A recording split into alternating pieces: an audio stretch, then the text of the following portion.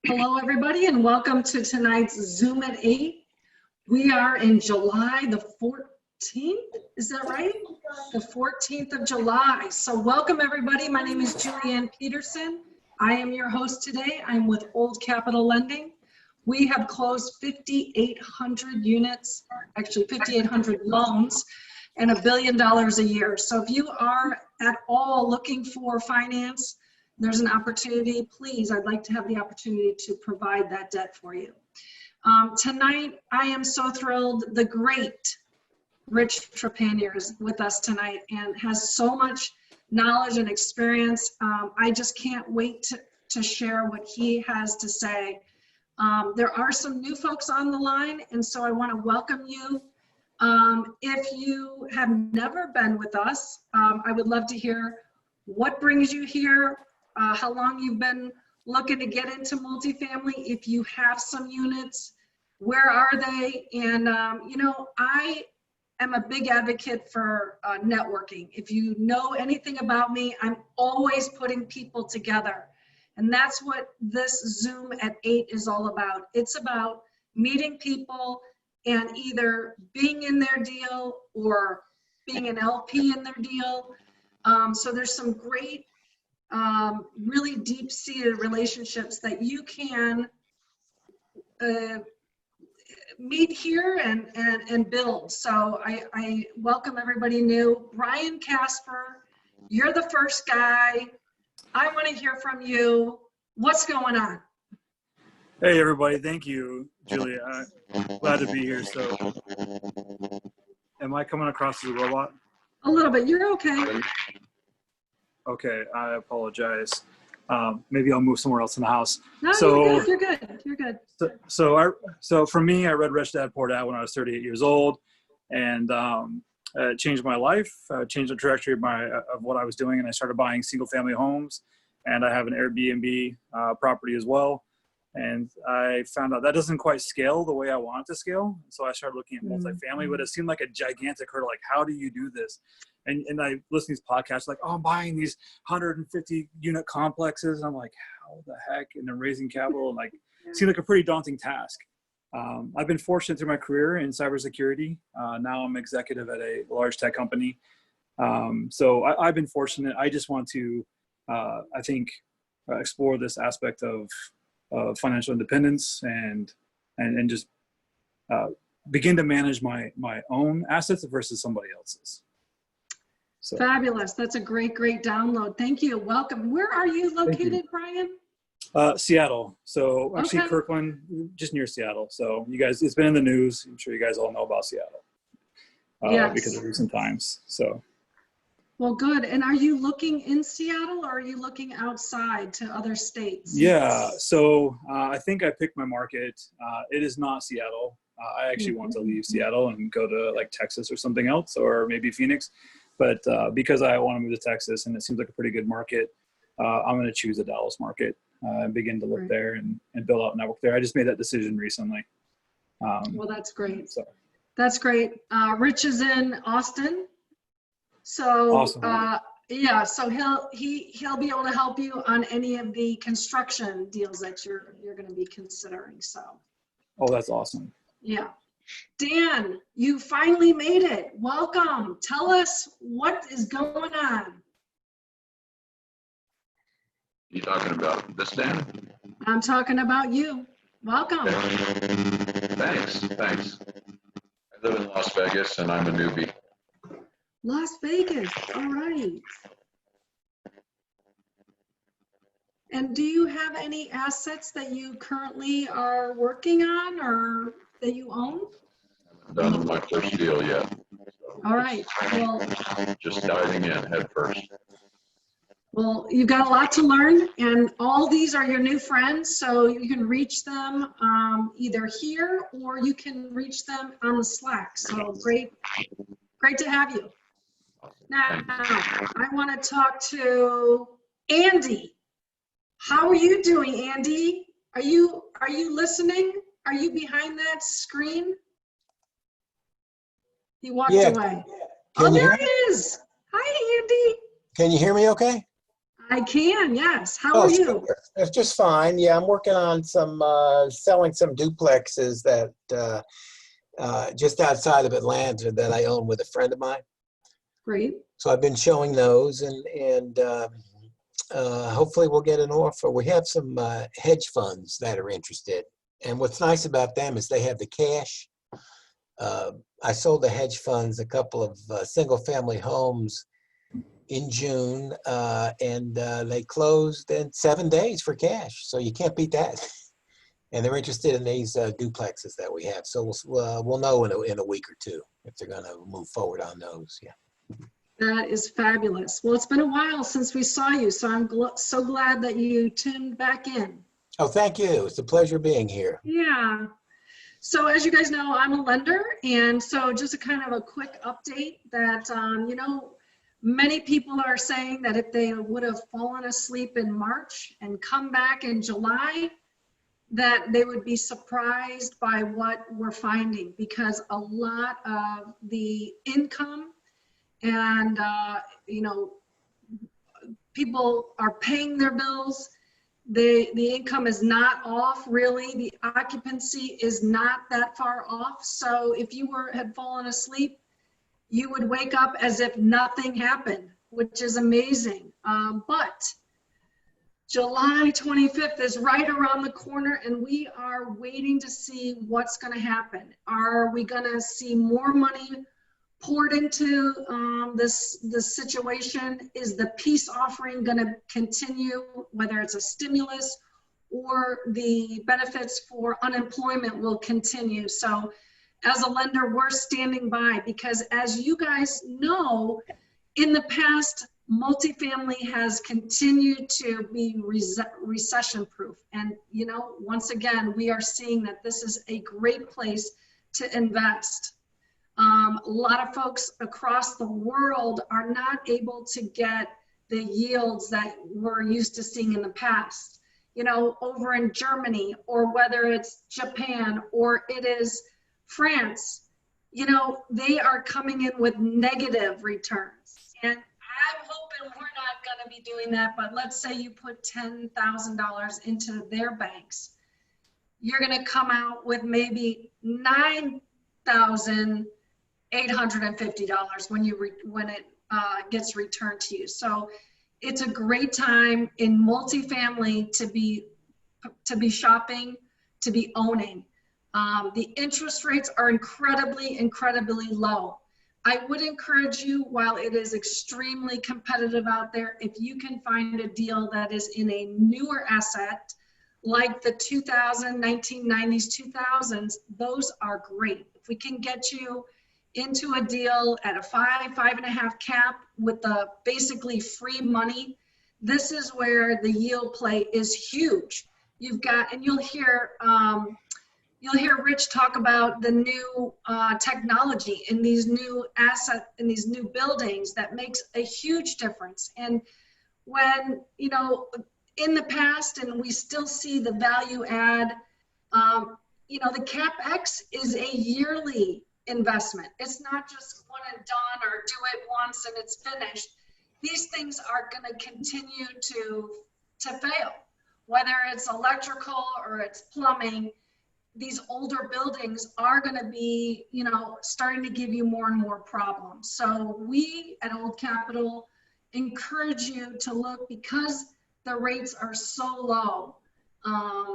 Instead of looking at some of these that are a 7 cap, but you have to do a bunch of rehab on a 1968 building, see if we can look at some younger buildings. So certainly I can sit down with you and have a conversation further on that if you're of interest. But is there anybody that has a burning question outside of tonight, whether you're working on a deal or perhaps you're looking for investors? Let's turn it over to Steve. Is he in the house? Steve Chan is in the house. Hey, Julie. Yeah, I was out in Augusta this weekend with one of my partners checking out our complex. For those of you that know me, I'm happy to talk to you about the deal if you want to schedule a call with me. we're really, really excited about it. And then for those of you that don't know me, you're welcome to schedule a call with me and get to know me and see if it's a good fit for a future partnership. So yeah, really, really So, excited. Thanks for giving me some time to talk about it. yeah, that's awesome. And so, as you guys know, and maybe you don't know, you have to have, when you're investing in deals as a limited partner, you have to have a relationship prior to the deal. So now Steve doesn't necessarily have the deal. He has the deal, right? But he is looking for investors. So I recommend, if you're looking for an LP position, which I think everybody should have that experience before getting involved in their own, because it's really important to see how the communication is, what you're asking of investors, what you're providing for investors to get involved in an LP situation. And here is one that is coming in our community. But the thing is, you have to have a track record of conversation before getting into the deal. So I recommend, if you want to know anything more about Steve, how he's looking at things, or what maybe he does on his free time, call Steve. Get a hold of Steve. He can be reached on Slack. Now, I offer that to anybody else who has a deal and is looking to raise capital.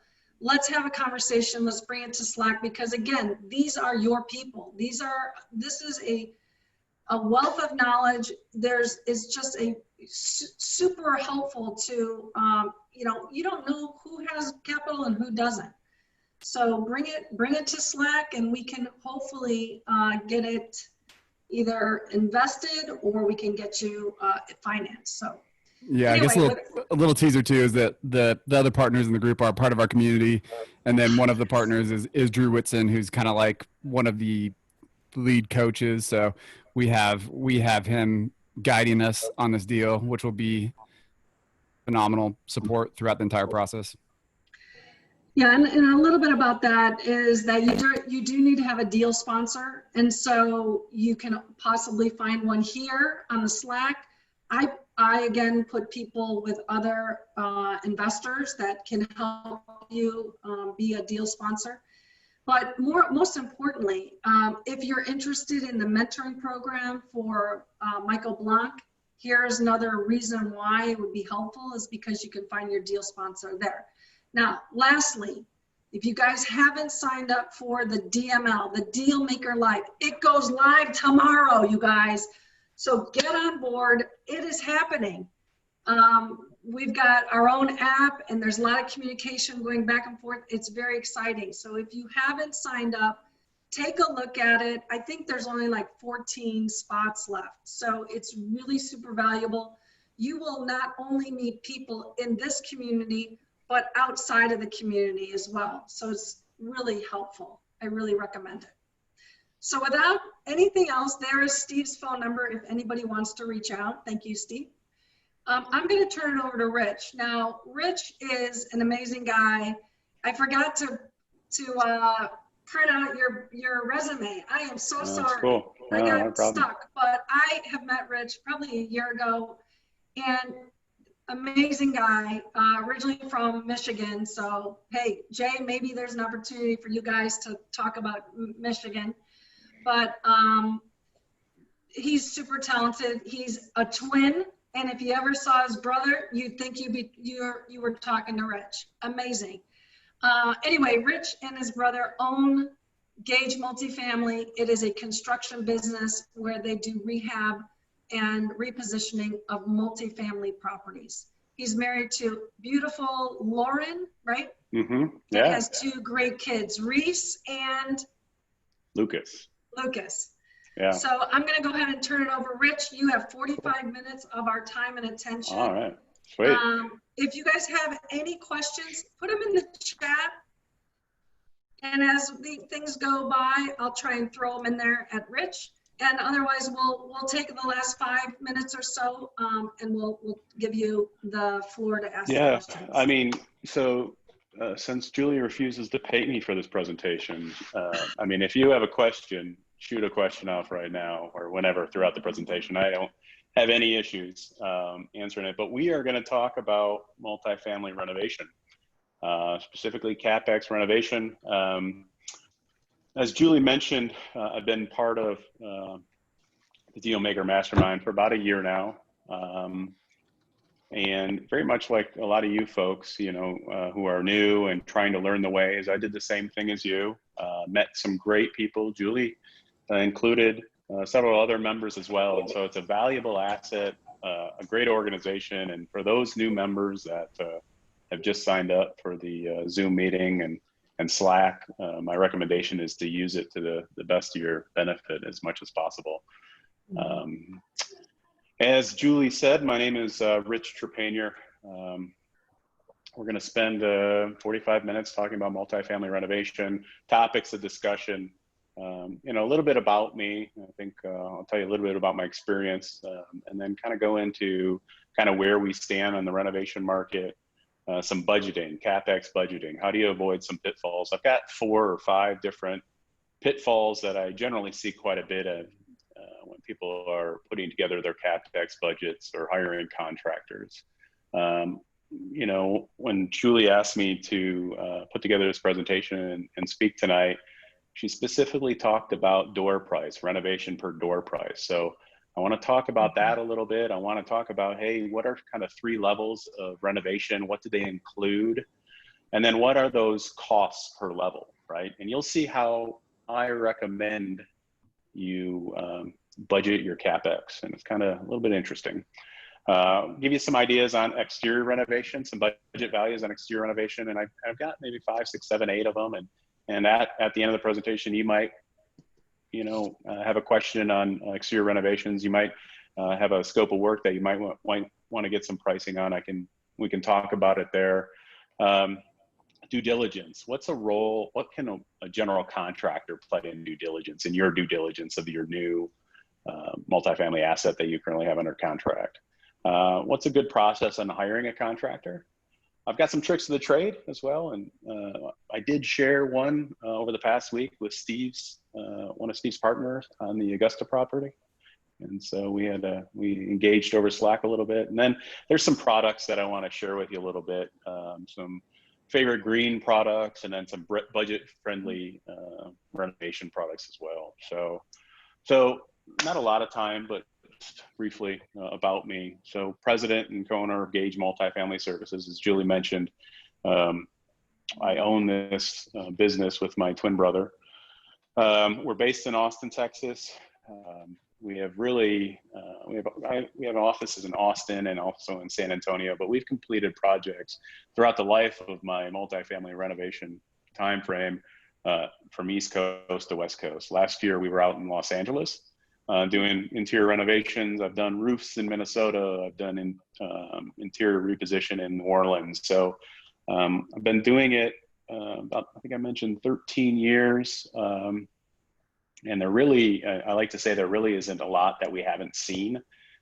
I'm currently bidding right now on a project that I haven't seen. We're converting a 4-bedroom down to a 2-bedroom and a studio. So a conversion down from bedrooms down to a smaller footprint is something I haven't done, which I believe we'll get that project here soon. Since we've owned the business, we've done over 800 renovation projects. As I said, majority of them are in Texas, but we have gone coast to coast to do them. We're 100% multifamily renovation. We don't do anything else. I don't build homes. I don't do commercial work. I don't white box out commercial. We focus solely on multifamily renovation. This is what we've done now for 13 years, and this is what we're good at. And lastly, I think what's most important, and kind of what diversifies my company from other companies that kind of play in this space, is we focus on the end user, the decision maker. So you are our customers. I rarely bid for fee management companies, and solely for the reason of my whole sales strategy is to get to decision makers. I want to talk to the people that sign checks. You are the people that sign checks. Fee management, it's very political. They have favorites dependable on who your property manager is, but ultimately my end customer is you.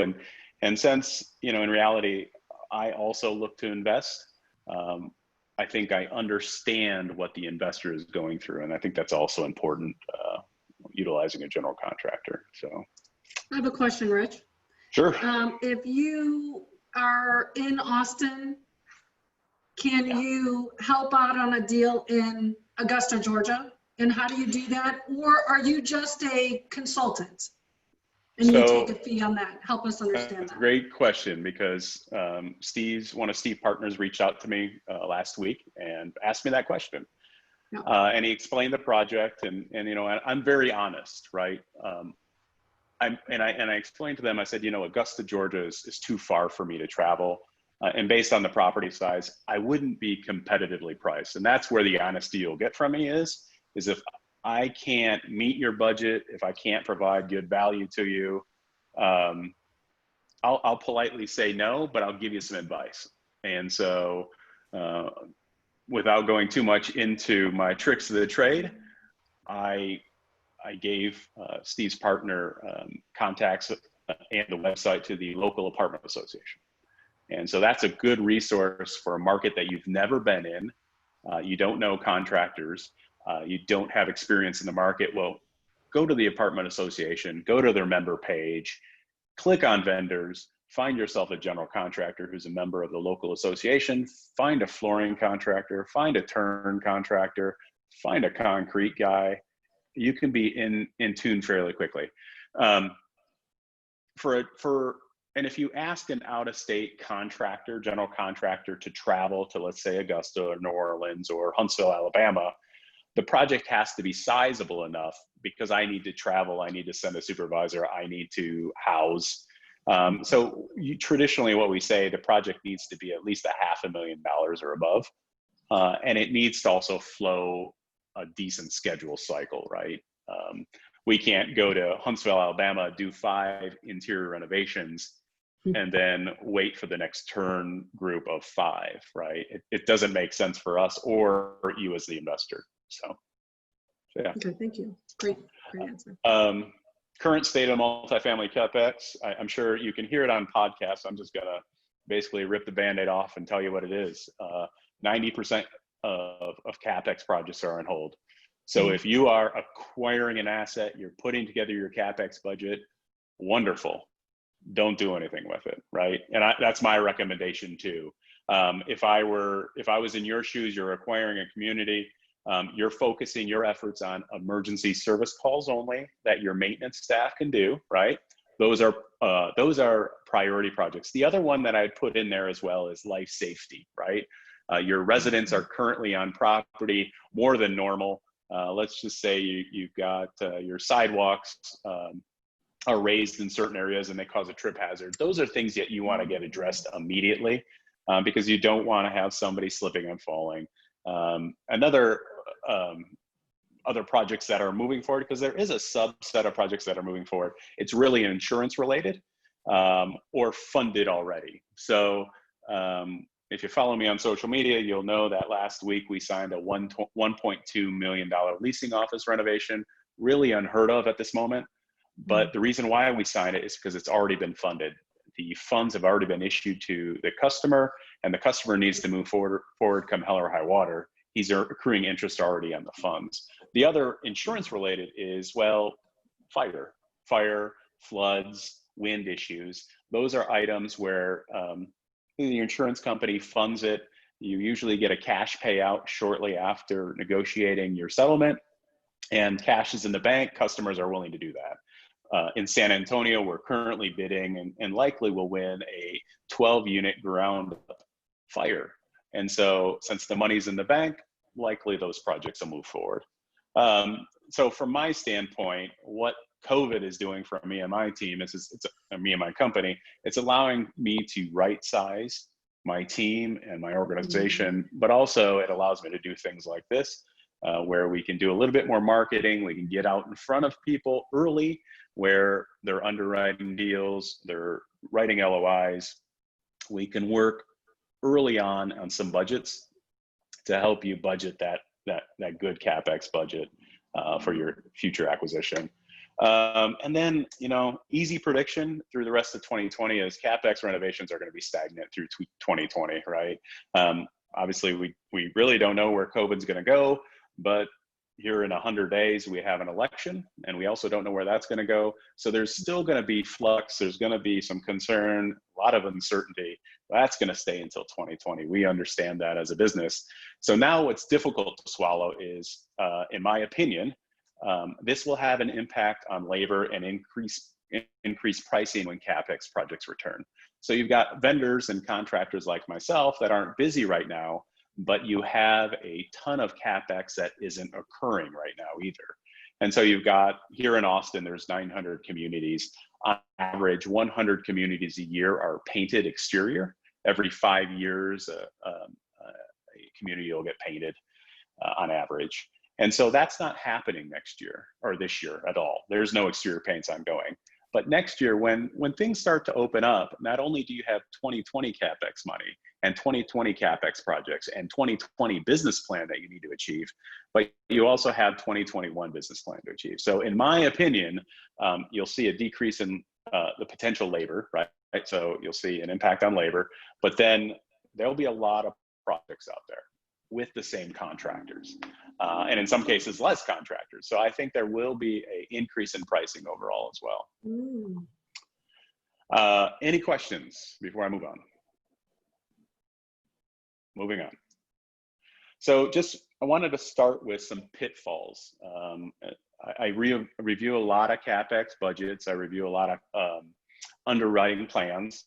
And so there's a lot of things that I see over and over again, and I just want to make sure that everyone kind of understands. And if I can help in any way, hopefully this will help you folks. And so first, broker OM Capex budget, their estimate is that's it. It's an estimate used by the broker, created by the broker to sell the property. This is not the Capex budget, right? When you see the OM and the broker tells you that there's $5,000 in Capex work that needs to occur per unit, take that with a grain of salt. 100% take it with a grain of salt. These brokers work backwards, so they know the deals work based on their pro formas, right? And so you need to make sure, just like in the training by Michael's organization, you underwrite the deal based on actual financials. You need to underwrite the deal also based on not the broker's Capex budget, but what you believe and your team believes is the actual Capex needs and the cost for that community. That's really important in my mind.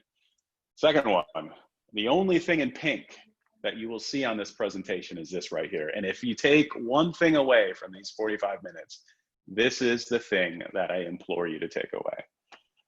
Your contractor doesn't bid by door, and neither should you, right?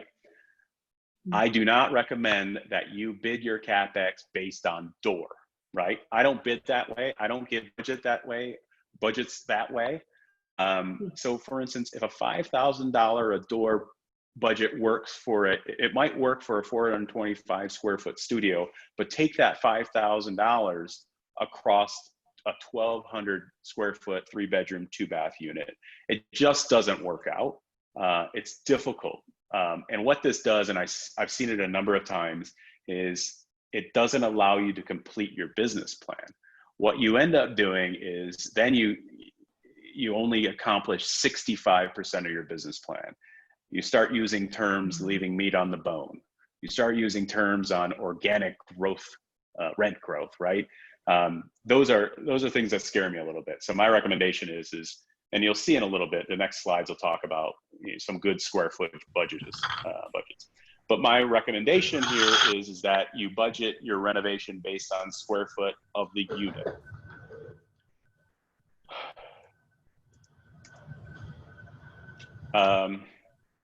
Next pitfall. Question is what type of contingency are you applying to your Capex budget, right? I personally use on every project every Capex budget I put together, every project I bid as a business, I use 5% on top of all hard costs, right? What is that? Those are the things that you don't see. Those are the things you don't think of while you're going ahead and putting together the budget. It is, hey, you're missing light bulbs for these brand new light fixtures you're putting in. It's appliance whips, is extension cords, right? When you buy a set of appliances, you need to buy brand new cords. You need to buy dishwasher hookup set, right? When you budget for an interior paint, are you also budgeting for drywall repairs, right? So My recommendation is always put a contingency on top of your CapEx budget. And I believe the last one here is managing of the project. Who has responsibility for managing the project, right? What fee is being charged? And then also, is your fee in your budget, right? So in most cases, property managers are managing, property management companies and property managers manage your CapEx budget for you. Sometimes if it's a large enough management company, they have a director of construction who also manages it, and they charge in the range of 3 to 8% of total hard costs. In addition, are you taking into account your general contractor markup, right? When you put together your budget, are you going to have your property manager and do the turns in-house and manage it in-house, or if you're going to bring a general contractor in? If that's the case, the minimum general contractor markup that I've seen in multifamily renovation has always been 30% minimum. Another interesting thing that I've seen a little bit of recently is a member on the syndication team will actually manage the renovation project. And then they will charge, the percentages that I've seen is about 5% of total hard costs.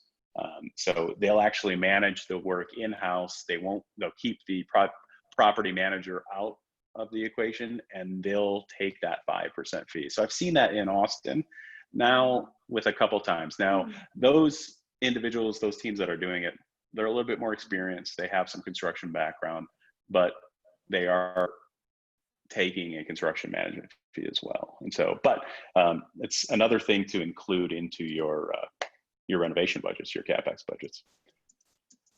Let's talk a little bit about budgeting. As I mentioned, I'm a big proponent of budgeting by square foot.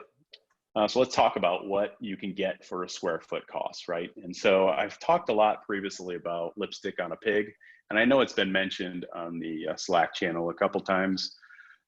Lipstick on a pig, my recommendation is at a minimum $5.50 a square foot of the unit floor plan. What that will get you is new flooring. It'll get you interior paint. It'll get you a countertop resurface. And then also, in addition, it'll get you some light fixtures, maybe a bedroom fan. This is what I would call kind of version 1 of a C-level property. It's been owned by a mom and pop. You take it over, and you want to take it kind of to that next level. Not a major renovation, lipstick on a pig in general. So at a minimum, my recommendation is always $5.50 a square foot on at a minimum on an interior renovation. A moderate would be next, right? So what are you getting for a moderate? So moderate tends to be around $10 to $12.50 a square foot. Now there is a renovation somewhere in between $5.50 and $10, but this is just to give you kind of highlights here. But between $10 and $12.50, you get lipstick on a pig, plus you also get cabinet painting. You get a ceramic tile backsplash. You get all the light fixtures replaced. Your bathroom and kitchen faucets likely get replaced. New window blinds, and likely you're getting white or black appliances swapped out for about $10 to $12.50 a square foot. This is maybe version 2 of a multifamily value add renovation, right? So you're the second one doing a value add plan on this property. Lastly, kind of higher end interior renovation, it's about $15 a square foot. And this is a really good renovation, right? This is taking this from a B to a really solid, from maybe a high C to a really solid B. You get the moderate interior renovation, all those items I just talked about, but you're also, one of the items we do a lot of is we lower the kitchen bar top down to normal countertop height. You get significant drywall repairs, solid surface counters. You get new hardware, bath hardware and door hardware, upgraded appliances. This is where you might see, getting into the faux stainless appliances, cabinet doors replaced, right?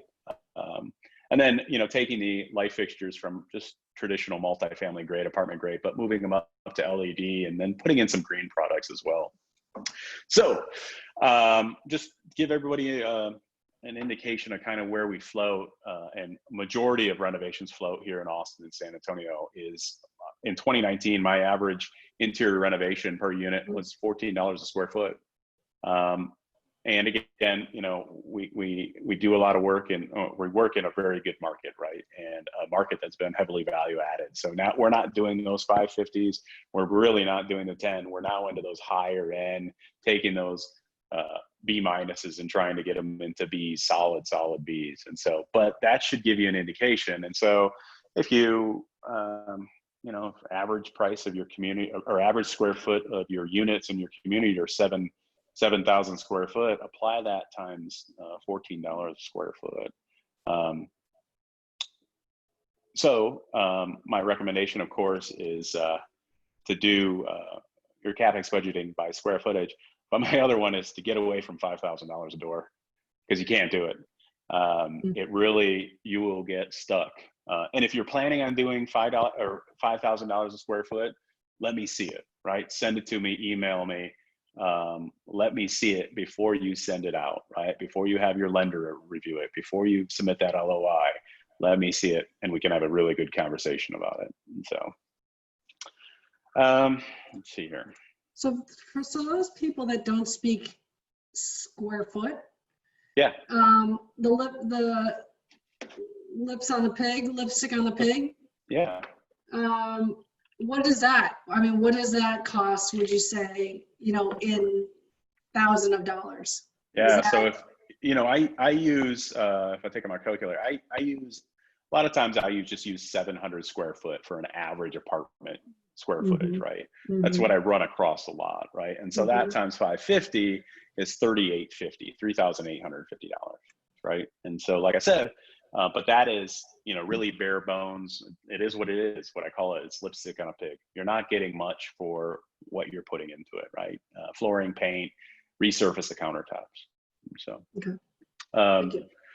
so give you an idea. I also wanted to touch a little bit on exterior. And again, I mentioned that, hey, if you have a project, talk to me.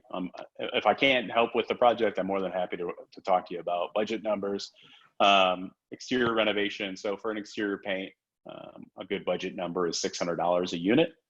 As I said previously, you know, on average, we see a community being painted every 5 years. Of course, I live in Texas, and we have a lot of stucco down here. We see a lot of half and half brick and siding. So that $600 works really well. If you're in New York, you're in St. Louis, and you're looking at a 100-year-old brick building, of course, it's not going to cost you $600, but that gives you kind of a general idea of what an exterior paint costs. And then from a carpentry repairs, you know, I traditionally say $150 per unit on the minor side, and then $300 on the major side. And you know, if you're doing an exterior paint, you're usually going to do a carpentry, so it's a carpentry and exterior paint. Roof replacement, $225 a square for shingle removal and replace. And then 400 square foot for a TPO roof. TPO is an acronym for flat roof. So for a flat roof, it's traditionally a little bit more. About $10 square foot for new sidewalk concrete. It's the going rate down here in Texas. Balcony repairs is something we do a lot. There's a range here, but if you are walking a community and you've got some balcony repair issues, you can look at anywhere from $5,000 to $10,000 per balcony, and that's a big budget eater right there. Gutter clean out, we do a lot of, specifically in the fall, but traditionally it's about $350 per building to get somebody to clean out and haul away the debris from your gutters. And so, again, more than happy to talk and run numbers on some of your other exterior items as well. How about those fenced in? How about those fenced in backyards? What is that going to run you? Because I know that's kind of a nice value add. Yeah, absolutely. So we do a lot of that. That's a good question. And so what we see a lot of in Texas is we see a lot of horizontal 1x cedar 1x6, and so that traditionally is I would probably say anywhere from $1,000 to $1,500 per unit. Depends on the size of the yard that you're trying to achieve. Last year we put in some fantastic yards. They were just huge. They were probably 40 by 40. They're just giant. And we ended up getting a really good deal on some metal fencing. We did that fenced in adjoining yards, but we did that for about $2,000 a yard. And something like that, it's a great project because you can charge that customer is getting $75 per unit just for that yard. And I mean, look what that does if you do 40 of them to your NOI, right? And divide that by your cap rate. You've just increased the value of the property drastically. So one thing that we do a lot of, and I'm about ready to start with an investor here in Austin, is we do a lot of due diligence, right? And so there's a place for your contractor, for your general contractor in the due diligence as well, right? And so, we traditionally stick to the outside of the property. So we'll coordinate your inspections, right?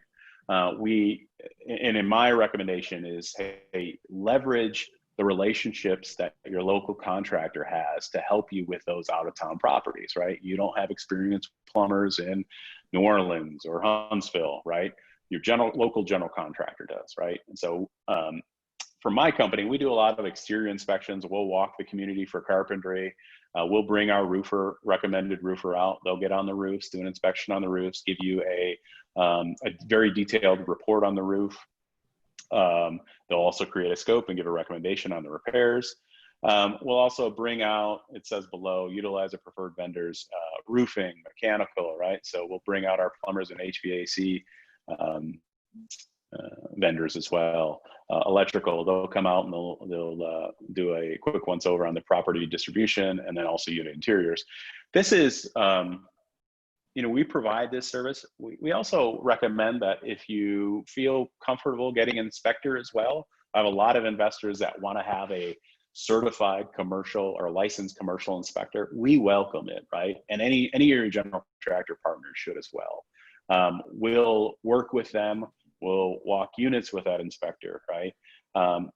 We recommend in some cases, if this is your first asset, if it's an older asset, that you do get an inspector out and at least inspect a portion of the units. Mhm. Then also the other thing I would mention is, from an interior standpoint, we walk the interiors, but we walk the interiors really for scope of work creation, right? We walk the interiors to put together a bid and a scope of work on your interior renovations, right? My recommendation is that you leave the interiors for the property management firm, right? Your property manager walks your interiors with a member of your team, so you can get your eyes on every single unit in the community. But the manager, who is going to eventually manage the property, gets their eyes on the property as well and understands the difficulties and the issues that the property might have as well. Also, of course, as many of you know, it's traditionally free, right? So the property manager that you're interviewing to manage the property, they'll traditionally give you a cost to do your due diligence walks. But there's always a little bullet point, an asterisk, a caveat that says that the fee will be refunded if you agree to use that manager, sign an agreement with that manager to manage the property. So in general, the property manager's due diligence walk is going to be free. Now, my cost for due diligence, what I would charge for due diligence is I charge a cost plus 20% markup. So when I bring out my plumber and I bring out my HVAC contractor, my roofer, they're going to want to get paid, right? I'm not looking to make a ton of money on this, right? So I am looking for getting my costs recouped and then 20% for the time. But just like the property manager, if you're willing to sign Gage Multifamily Services to do the Capex renovation, well, I'll also refund that 20%, or I'll work it back as a credit into the Capex contract. So essentially, you can get the contractor's due diligence fees just at cost, which is a benefit as well. So really quickly, I wanted to talk to you about kind of the keys to hiring a contractor. Several things that my recommendations, right, for you folks to look for when you're interviewing contractors, you're reviewing scopes of work. And so scopes of work, so the scope of work should be clear and concise, right? It should be professional looking, should have line item detail, should have quantities listed, and in some cases, line item pricing, right? I don't like to do line item pricing 9 times out of 10, but we do it. Excuse me, I'm sorry, I went a little forward. I wanted to show you really quickly. I'm gonna new share, and I just wanted to show you kind of what our proposal looks like. Hopefully, can you see that right there, Julie? Yep. Yep. Okay. So this is, and I extended it as far as I can. So hopefully you can see it. I can also send it to you if you want. This is a project that we just started for a customer in North Austin. It's a balcony repair job, a significant balcony repair job. But we line everything out in our proposals. You can see, hey, we got general, which is like mobilization. It's temporary toilet. It's final cleaning. It's safety. We line item what we're going to be demoing, what we're going to be replacing for concrete, structural, exterior carpeting. So we go, essentially what we do is we write the proposal like we're completing the project. So it's very detailed. We have quantities here. And then we also, for this case, we provided line item pricing to the customer because they're a good customer and they requested it. The reason why we do these really detailed scopes of work is because these get attached to the contract. And so everybody knows what's in the contract because the scope of work is well written and it's attached to the contract. So there's never an issue if we actually decide to only replace 60 square foot of concrete, well, the customer knows that they're going to get a deductive change order or a credit against the project invoice, right? So my recommendation is if you're hiring a contractor, you get something very detailed. You don't just, sorry, as I switch over, if they write it on a scratch pad, move away, run away as fast as possible. Scope of work, line item pricing, we just went over. So 9 times out of 10, in my experience in multifamily, pricing is always the most important. Oftentimes I have customers that don't even look at our proposal. They just flip to the page to the price and they look at the lowest price and they go with the contractor for the lowest price. If that's your interest, that's fine, but you need to understand what's really important to you as a team. Before you put together your Capex plan, you start interviewing contractors, I'd identify what's important to you. Do you want a professional general contractor? Do you want a contractor that focuses on safety? Or do you want a contractor that focuses solely on pricing? We're not the cheapest general contractor. I don't want to be the cheapest general contractor. You get what you paid for, and 9 times out of 10. So second, project updates. How is your general contractor, your contractor, how are they communicating to you? What are they providing to you? Are they providing you a weekly update, a daily update? What's in daily update? We provide those. We provide daily updates to our customers. We have forms. We provide weekly updates to our customers. And then also at the beginning of every project, we provide a schedule. Now the projects that we're doing, of course, are always, large interior renovation or exterior renovation projects. Yes, those will use schedules, right? You'll have a schedule for that. If you're doing, having an interior turn company do your paints and then bringing a flooring contractor do your flooring, you probably won't have an in-depth schedule, but either that contractor or your property manager who you're paying a fee to manage a project should definitely provide you at a minimum weekly updates on the project. And then supervision, right? That's a big one. Who is managing the project? If you're hiring a general contractor, do you have a full-time supervisor? Do you have that full-time supervisor's name, number, email address? How often are you communicating to them? Again, how often are you getting those updates? Who is that main point of contact? Is there a supervisor on job site? Do you have a project manager, right? Are you working with the owner of the general contracting firm? Another key one, right? And the reason why I say this is it's not your job as the team syndicating the deal to manage the project. It's that individual that you assign the duties to, right? It's the general contractor's job to communicate to members of your team who is doing the management of the project. It's a general contractor's responsibility to communicate with the property manager on a daily basis, on a weekly basis, right? You want to make sure that the project's being supervised properly and being done on time and of course on budget as well. Several tricks of the trade. So I know we talk a lot in syndication about building your team, right? So KP, lender, Julie, Julie has recommendations always on property managers as well. You want to make sure that you have that team, right? But don't forget, right? On your first deal, of course, you might not have a general contractor, but hopefully on your second deal, you're thinking about, hey, is Gage Multifamily the right team member for this, right? But it doesn't stop there for a general contractor. And so I put suppliers in here as well, right? You want to identify who your partners are going to be. Is Sherwin-Williams going to be your paint supplier, right? Are you Sherwin-Williams shop, right? Is HD Supply going to provide all your MRO products? Is Dixie Carpet going to do your flooring in your communities in Austin, Texas? You want to identify those, right? You want to identify those. The public adjuster, right? And I don't know how many people know what a public adjuster is, but you should. And if you're buying value-added assets and you're buying older assets, you'll need a public adjuster from time to time. And so a public adjuster's role is to negotiate on your behalf if you have a loss, if you have an insurance claim on your property, right? So the insurance company will sign an insurance adjuster, but then you have the right to hire a public adjuster as well. I work with public adjusters. I see value in them. I make recommendations all the time. I think recently I made a recommendation in the Slack channel. I've done it on Facebook. I know one of the best. Find a public adjuster if you're buying multifamily properties, my recommendation. Another tricks of the trade is engage those suppliers.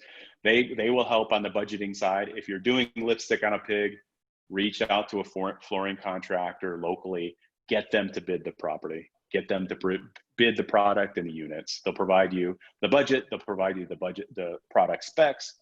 One that I deal a lot with that people don't often know about is if you do have a exterior paint plan for your value add asset, Sherwin-Williams, Behr Paint, PPG, they all do this. They provide virtual paint mock-ups. And so that's something really great if you're planning a paint, even when you're about ready to go and you're presenting to your potential investors to show, hey, this is what the community is going to look like when we do the paint, right? Traditionally, curb appeal is something on a multifamily value add. Curb appeal of the community is something that you start immediately. An exterior paint is something that's done fairly quickly on the repositioning project. And so Sherwin-Williams does a great job. They'll provide you multiple paint mock-ups. Does a great job. So supplier manufacturer rebates is another good one. So when you get to 600 units and greater, you need to start negotiating manufacturer rebates, right? So your flooring contractor, right? Use Mohawk floors, use Shaw floors. Sherwin-Williams is another good example. Create those partnerships with those vendors. Sherwin-Williams does it as well. If you agree to buy Sherwin-Williams paint and only Sherwin-Williams paint, they'll give you a rebate every year based on your spend. Shaw does it as well. Your countertop manufacturer will do it if you're buying, it's escaped me right now, but the specific laminate manufacturer, they'll all do it, right? And so that one key point at the bottom is if you're not getting your rebates, I'll guarantee you your property manager does. If your manager is Graystar, they're getting your rebates. If your manager is Pinnacle, if your manager is Alliance, if your manager is this, that, and whoever, they're getting rebates, right? If you're not negotiating it as the property owner, trust me, that manager who is managing 5,000 units in Austin, Texas, they have already done it. They will do it, and you should get them as well. You should get your rebates from your suppliers. And then, as I mentioned previously about Steve's asset in Augusta, reach out to your local apartment association. I don't believe, in general, you need to be a member of the local apartment association to get the vendor membership, the list of vendors. But that is a fantastic, that's probably the number one, right? So if you're buying in an area, number one, tricks of the trade. If you're buying in an area in Kansas City, Missouri, and you don't know vendors in Kansas City, Missouri, I know they have a fantastic apartment association. Go to their website, click on membership, click on vendor members, and you'll get a list of general contractors. You'll get a list of flooring contractors. You'll get a list of the local appliance dealer. Another one that's not on this list, as I mentioned, appliance. If you're doing a multifamily value add, don't buy appliances from HD Supply. Don't buy them from Best Buy. Buy them from GE. Buy them from Frigidaire. Buy direct from manufacturer. You can set up an account. Your LLC has a tax ID number. Always buy appliances from the manufacturer. Don't buy them from HD Supply because your property manager is going to get a rebate on them. So if you buy them directly from GE, it's a great product purchase experience. They do install, they do delivery. It works out really well. I also wanted to share, these were difficult to put in the presentation, but I wanted to share several top green products, right? And then also some budget-friendly products. Let me stop sharing that, escape this, and I'll just pull up the PDFs really quickly. We've got about 4 minutes. 4 minutes is all I need. I think that there's probably some people that want to ask some questions. Okay. So yeah, go ahead. Sure. Just really quick, and I can send these out. We send these out all the time to customers that are buying. So if you're getting into a value add multifamily renovation, just some really good bang for your buck products, right? So we do a lot of pre-cut quartz and granite. So locally, and Julie's made the recommendation before, Vima Decor is a great, if you're looking in the Texas market, they can provide you pre-cut quartz and granite, about $9 a square foot, super cheap.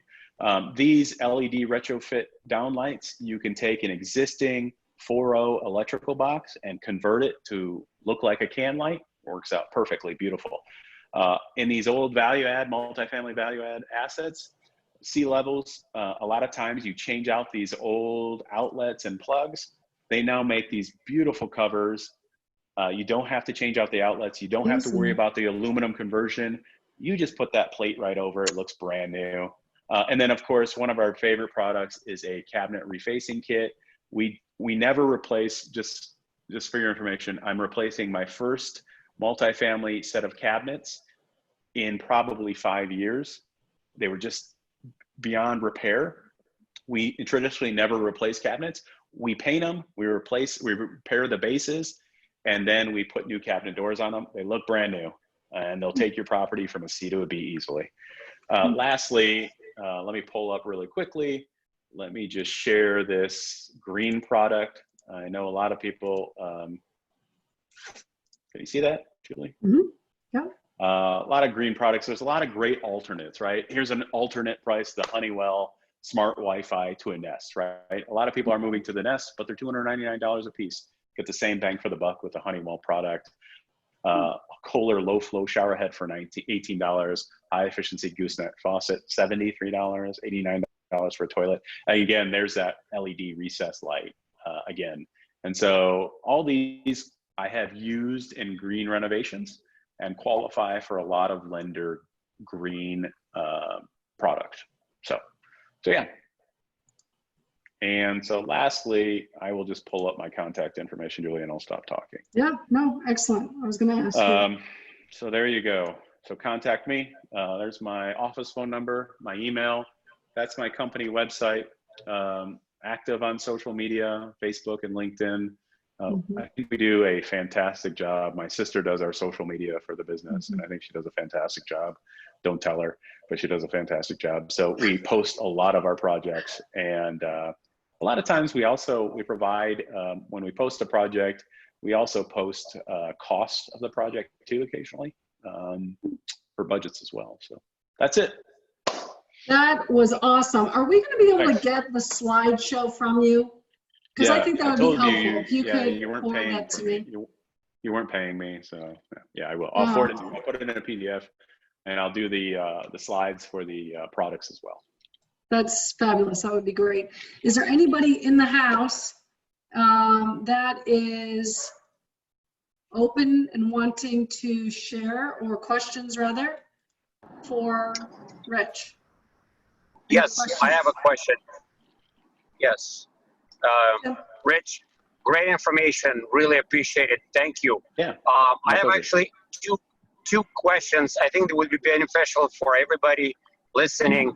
Number one, how do you, let's say you have a contractor, or you choose, the property manager basically chooses a contractor to perform some Capex.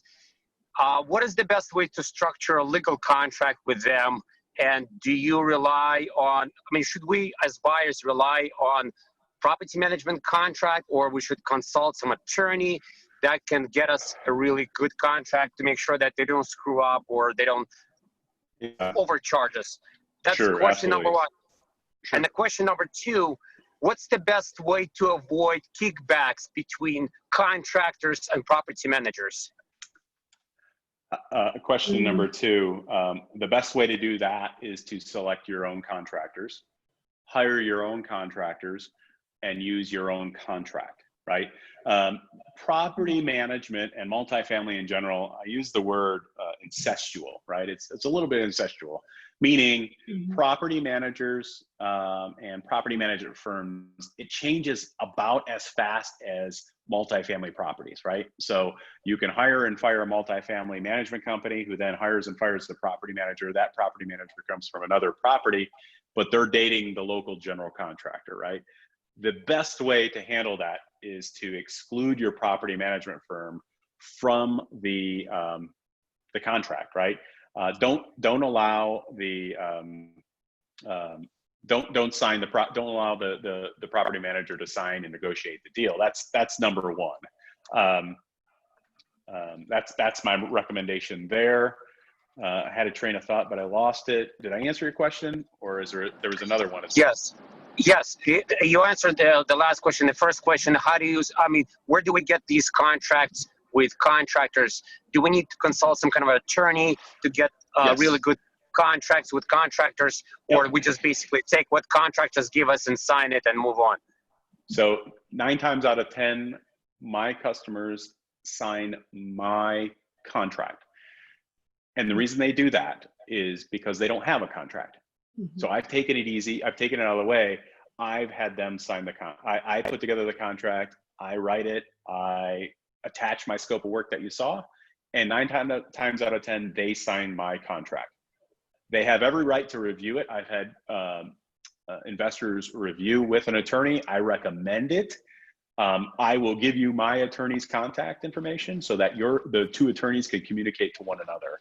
The other option, of course, is I do a little bit of research for an AIA contract. If we sign a customer's contract, and it's usually a larger investor, an equity firm, we usually sign an AIA contract. If you're signing my contract guaranteed is going to be more geared towards my interest. An AIA contract is geared towards the ownership. And so if you want somebody to sign your paper, I'd recommend doing some Google search on AIA agreements. There's several short forms, and I think shortest form is 5 pages. And they're very fair to the owner. That's what my recommendation would be. That's fabulous. Thank you. Thank you. Yeah. Thank you. Rich, I did have one question before we wrap up here. COVID is here. We are making changes in our lives. Whether we're all going to be working out of our house moving forward, we're seeing new homes having offices so people can work out of their houses. How are you managing that, or are you seeing that on the older properties? What are you seeing you're adding, or are you putting in more stations? Yeah, or that's a great question. For computers, or how is that? Yeah. What should we be thinking about? Yeah, 100%. So right now, we're seeing a lot of planning for co-working stations, right? The motel conversion we were talking about previously, there is in the leasing office that we converted, there are workstations in the leasing office, right? They're utilizing space for co-working, for working remotely. We're seeing a lot of that, a lot of business centers, a lot of business stations. We see package lockers in more of the higher B and A communities, but of course, packages and interactions with, of course, the postal carriers, then the property managers, and just that traffic inside the leasing office to go get packages has decreased dramatically. So yes, we do a lot of package locker room renovations. We've done a lot of those over the last 3 years, and package volume is essentially, since COVID, it's been Christmas for package volume every single day, right? So package lockers is something that if you're buying that higher B to A level community, that's something that I would budget. They're not cheap. They're $25,000 per system. And then of course there's some renovation retrofit to get them working, get the cameras installed. If you're looking for a recommendation on that, I've put them all in. We've installed them all. I've sold them previously. I can get you a recommendation. I can get you a vendor recommendation and a reseller recommendation. Those are the two things that I think we see. You know, another one that we see a lot of people are spending more time at home. We're doing a lot of dog parks, right? At the beginning of this year, right at the beginning of COVID, we had a lot of washer dryer installs in units. Of course, that's gone down because we're not allowed in units, but I see that as something that can also be picked up after COVID, but because of COVID too, right? Removal of that laundry room and putting more units in, putting more washer and dryer units in the actual units as well. So yeah. Fabulous stuff. My goodness. I think you have covered so much in a short amount of time. I could see you coming back for another 4 hours because you're just such a wealth of knowledge. So unless there's somebody else that has a question, I do want to keep us, we're over by 6 minutes, but you have just so much information to share. Does anybody have any last questions? No? All right. Well, we do appreciate you being here, Rich. You're just so great for our community, and you have so much value, and you're so open to share, which is so awesome. And you guys have his contact information. He is, like me, very open and happy to help wherever we can. So unless there's anything else, I wish you guys a very safe evening, and the next couple of days, I hope I get to see you on the DML. It's going to be great, and you'll be able to meet so many valuable people and make some great relationships. So I will see you next Tuesday. We have a guest named Yona Weiss. If you're not familiar with Yona, I see everybody saying yeah, because Yona is the man from LinkedIn, on Facebook. He is a connector. He is going to talk to us about cost segregation, which everybody should know. It really makes you understand why multifamily is such a great asset for investors, for yourself, for investors, your LPs. It really makes a difference when it comes to the tax write-off. So that's all for me. You guys have a great time. Have a great week. I'll see you next week. Thanks so much. Enjoy your night. Awesome stuff, guys. Thank you so much. You bet.